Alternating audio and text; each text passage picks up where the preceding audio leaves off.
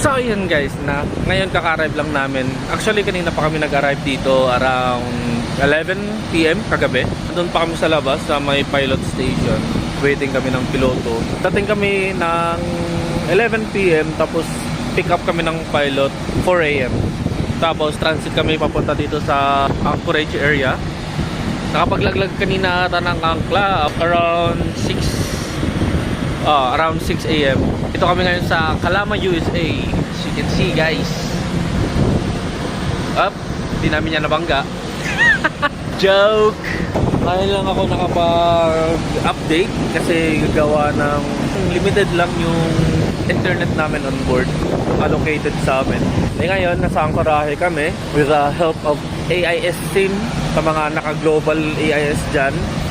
Yun. Gamit na gamit dyan sa mga pasampa, mga paalis, lalo ng mga